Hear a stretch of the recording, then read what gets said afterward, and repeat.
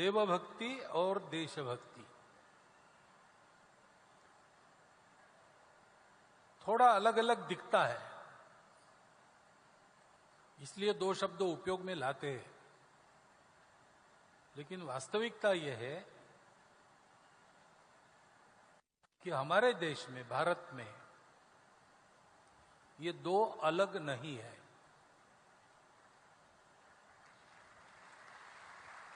एक ही बात है। जो वास्तविक भक्ति करेगा वो देश की भी भक्ति करेगा, और जो प्रामाणिकता से देशभक्ति करेगा उससे भगवान देवभक्ति भी करवा लेंगे। ये तर्क नहीं है, ये अनुभव है। ऐसा होता है क्योंकि हमारा भारत देश बना कैसे? किसी ने बनाया तो है नहीं। कितने वर्षों से भारत नाम है, बहुत प्राचीन समय से, शायद इतिहास भी तब तक जागा नहीं था। वो भारत बना क्यों?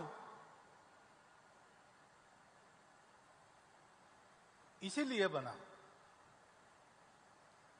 शिव शंकर जी आदि गुरु है, तो सबके अंदर जो एक तत्व है उसको जानने के 108 रास्ते सबको सिखाने वाले शिव जी है। अलग अलग पद्धतियां, 108 प्रकार की। मनुष्यों की प्रकृति अनेक प्रकार की है, तो सबको एक ही रास्ता सुहाता नहीं है। रुचि नाम वैचित्र्यात रुजु कुटिल नाना पतयुताम। रुचि वैचित्र्य के कारण, सबकी अलग अलग टेस्ट होने के कारण, सीधे साधे सरल, टेढ़े मेढ़े कठिन, अनेक प्रकार के रास्ते हैं। किनके? मनुष्यों, नृणाम। लेकिन जाना सबको एक ही जगह, एको गम्या त्वम असि। रुचि नाम वैचित्र्यात रुजु कुटिल नाना पथयुताम नृणाम एको गम्या त्वम असि। तुम ही हो। ये जो नाना पथ है, इसके उद्गाता एक तरह से शिवजी है। सारी मानव जाति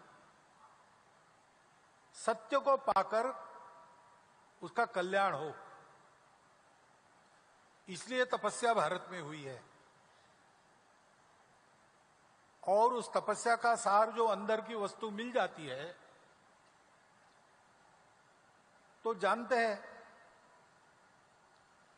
कि जो हम में है वो सब में है, और जो सब में है वही मुझ में है। तो हमारा आपस में संबंध है, प्रत्यक्ष रिश्ता है, हमारा कॉन्ट्रैक्ट नहीं है। बच्चों को हम इसलिए नहीं पढ़ाते कि वो बड़े होकर हमारी सेवा करें। वो नहीं करेंगे तो भी पढ़ाना हमारा काम है, क्योंकि वो हमारे अपने हैं।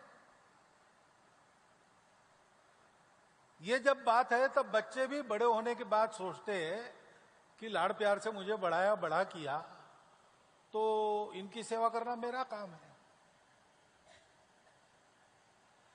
जीवन अपनेपन के आधार पर चलता है। इस अपनेपन के संबंधों को आज दुनिया तरस रही है।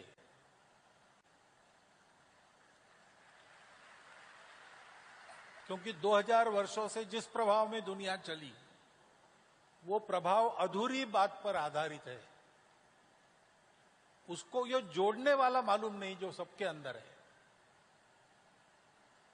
और इसलिए हम अलग अलग हैं, हमारा अलग अलग स्वार्थ है। जो बलवान होगा अपने स्वार्थों को पूरा कर लेगा, जो दुर्बल है वो मरेगा। ये दुनिया का नियम, ऐसा मानकर वो चलते हैं। और इसलिए हम देख रहे हैं कि इतना विज्ञान बढ़ा हुआ, मनुष्यों का ज्ञान बढ़ा, सब होने के बाद भी झगड़े तो आज भी चल रहे हैं, मनुष्यों में असंतोष आज भी बरकरार है,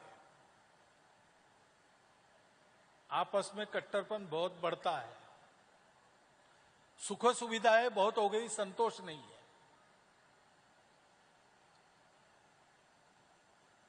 विकास बहुत हो रहा है, पर्यावरण खराब हो रहा है। तो ये सारा देखकर दुनिया अब लड़खड़ा रही है, उनको रास्ता नहीं मिल रहा है। रास्ता कहां है? रास्ता यही है, शिव जी के पास है। और वो रास्ता जब मिला तब सोचा गया हमारे पूर्वजों के द्वारा कि सब अपने हैं तो सबको ये बात मिलनी चाहिए, और ये बात सबको देना एक व्यक्ति का काम नहीं है, तो पूरा देश इसके लिए तैयार करना चाहिए।